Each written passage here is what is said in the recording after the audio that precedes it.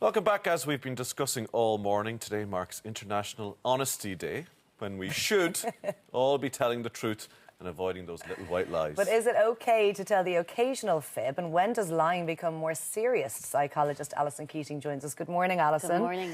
We're having a bit of fun chatting about this morning, because I think a lot of times we don't realise that we're telling little fibs. They sort of come out naturally, and then you think, oh, if you're actually more self-aware, you'd understand that you do.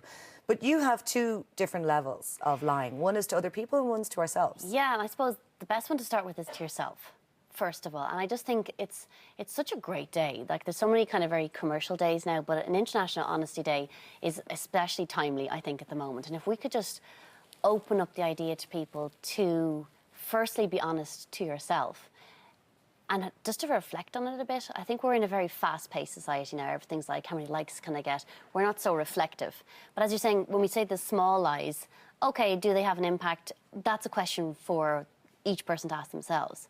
But I think when we look to mental health, if we're not actually being honest with ourselves about how we're actually feeling, whether it's how you are yourself, how you are at work, how you are in your relationships, you can't actually do anything until you're actually honest and say, there's an issue here, so or I'm not happy. As a therapist, somebody who works with people every day, is that sort of like the first sort of building block that you start with? Is like, Absolutely. listen, honesty with yourself, and then we go from there? Yeah, I nearly find when clients kind of hit that rock bottom, you know, in a way I think it's nearly unfortunate that you have to get to a crisis point sometimes in your life. And what I want to open this up to is to everybody, that it's a pity that sometimes illness or death has to kind of take the veil off, where we begin to think, actually, I'm not okay with how my life is at the moment. Actually, I hate my job, or actually...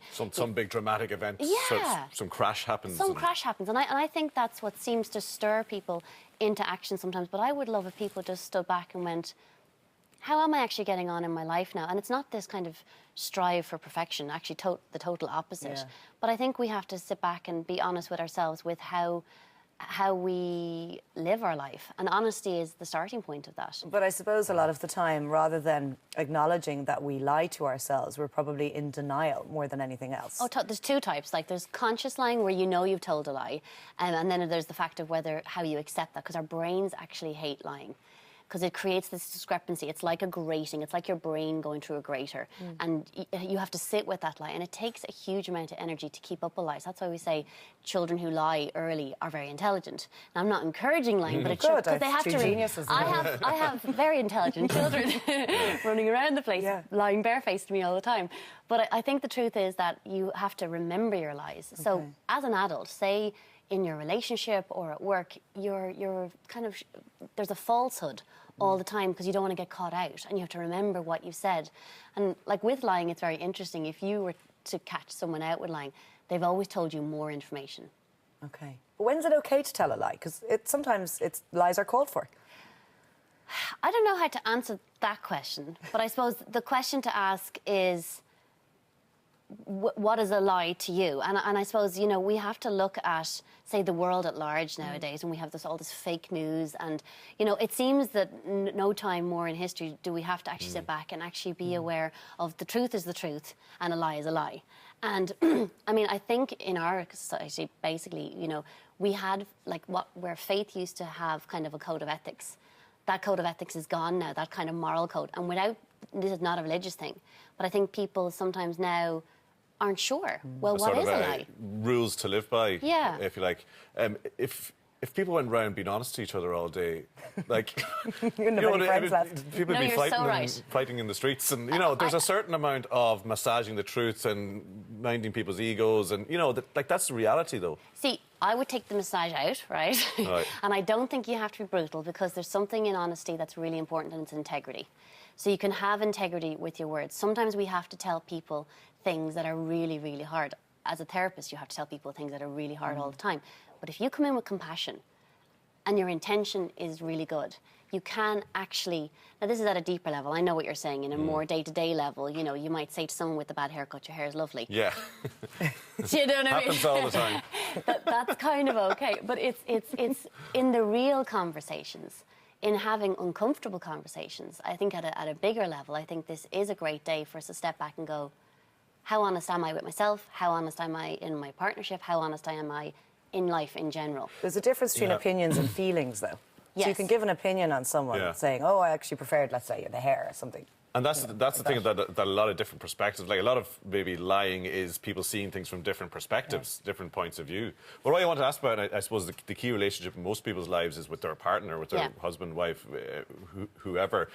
You know, to what degree, I mean, is absolute and, you know, unrelenting honesty need to be there to have a successful relationship? You see, I think that's what we're talking about with the integrity. You sometimes... Like, how many pints did you have? Oh, 3. Oh, really? Yeah. She always has 1 anyway. Yeah, no, I think... What's the point? What's the point in lying about the amount of pints? No, I know it seems like a silly thing, but I suppose if we lie about the small things, then the bigger things, it's easy to kind of fudge the truth then. And I think if you go in with good intention, and emotional honesty in relationships is really hard, because the biggest thing we don't want to do is hurt someone's feelings.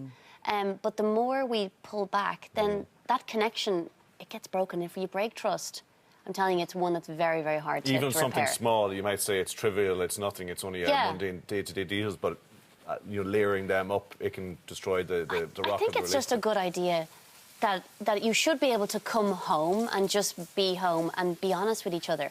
And if that is telling someone something that is a difficult thing, I mean, A, we have to be honest with ourselves about how we are feeling, and then B, to actually convey that is so hard. What about the public and private harmony? So the small acts of dishonesty, you know, that I suppose would pass over most people's heads. Is it what Tommy's saying, that they layer up and then suddenly you're kind of embroiled in this big kind of lie? I suppose what the public and private is, again, is that sense of what I was talking about, is the cognitive dissonance, is when your brain grates. And it's when the gap is too big between, if you are being not fake, but dishonest in public all the time, and you're quite different at home. That gap causes such a difficulty. So it creates a disharmony if you are not being true to yourself. Okay. So it isn't a bit like, don't tell lies, naughty, naughty. It's to stand back and go, you will feel much more confident and comfortable in yourself. Life is easier when you are living a more authentic life. That's very true. You can just kind of stand by your word, knowing that you've been truthful and honest to the best of your capabilities. And it's people's perceptions of you on the other side, isn't it, as well, that they, you know, people can kind of tell that this person, there's something uneasy about them, there's something, you know, it's your whole sort of public sort of persona. Yeah. You're so right, because, I mean, how do you, like, if you don't know someone, you do get a sense that someone is trustworthy sometimes. Yes. You know, and you do get a sense if someone is untrustworthy. They are giving off cues to everybody that's kind of obvious that they're not true to their word. On this International Honesty then, on this day, just take a minute, reflect and move forward, and I suppose use your integrity. And have honest conversations. I mean, this would be a great day for people to actually, if there's something that's been bothering you, you know, with mental health, just open up the conversation, whether it's with your partner, with work, whomever it is. To live an authentic life, you will actually be happier. Alison, thanks so much for joining us this Cheers, morning. Alison. It was a pleasure. It actually was a pleasure.